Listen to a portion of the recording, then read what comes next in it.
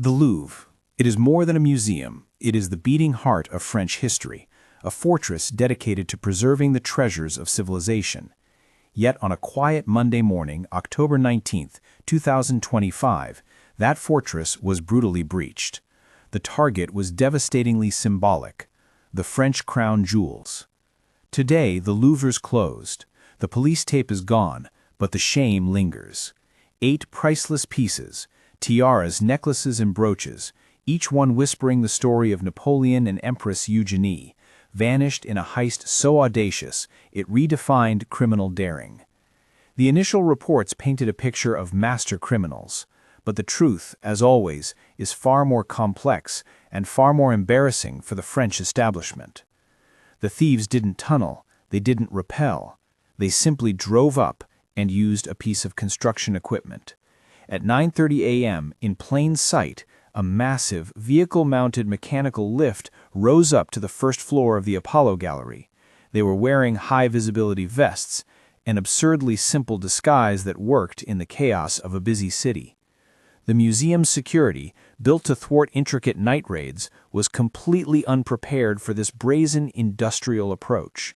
An alarm system was either faulty or localized. CCTV coverage in critical sections of the gallery was missing. The security measures failed on a fundamental level. The 2 men on the lift forced their way through the window using angle grinders.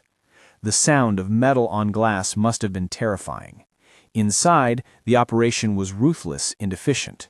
For 4 minutes, they held the gallery staff at bay using those same power tools as weapons. Their focus was precise: the high-security display cases containing the crown jewels. They sliced into the glass, grabbed the 8 items, a haul valued at over $100 million, and started their descent. This is the moment the master plan dissolved into panicked reality. In their haste, they made critical, unforgivable mistakes. As they lowered the lift, the single most valuable piece, the imperial crown of Empress Eugénie, laden with 1,354 diamonds, slipped. It plummeted 2 stories into a dry moat, damaged, but ultimately recovered. They were too rushed to get it back. Their getaway plan was equally flawed. They fled on 2 scooters, but failed to ignite the lift truck, leaving behind a wealth of evidence: the angle grinders, the helmet, the gloves. They left a trail of DNA and fingerprints that would quickly unravel their entire operation. The police investigation was swift and methodical. The BRB, the city's organized crime unit, scoured thousands of hours of city camera footage to track the scooters. But the key came from the forensic team. They were meticulous, treating the discarded tools in the getaway scooter like a treasure map. The DNA samples lifted from the scooter were an immediate match in the National Criminal Database. This led to the BRI surveillance unit to their first suspect, a 34-year-old Algerian man. The hunt became a tense game of cat and mouse. The BRI trailed him for 4 days through the tight-knit neighborhoods outside Paris, waiting for the perfect moment. That moment came at Charles de Gaulle Airport as he boarded a flight to Algiers. The police moved in and made their arrest. The dominoes continued to fall. DNA from the angle grinder used to cut the window led to the second suspect, a 39-year-old unlicensed taxi driver with a history of petty crime. The arrests shattered the myth.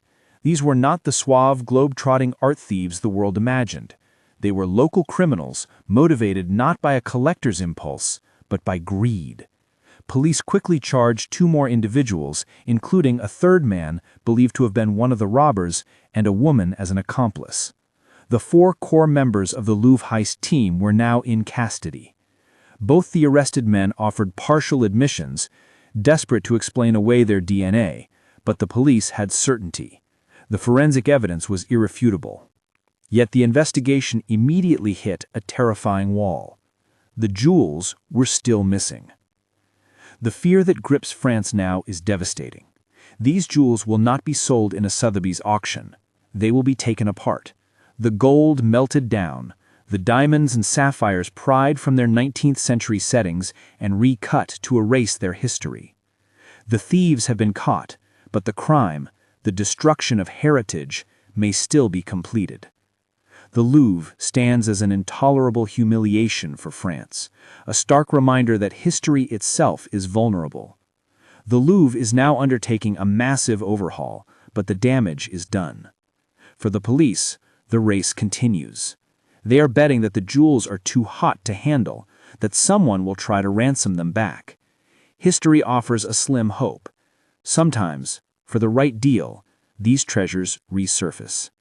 But until then, this remains the story of an astonishing raid, a quick capture, and a priceless legacy that vanished in 4 minutes of daytime terror.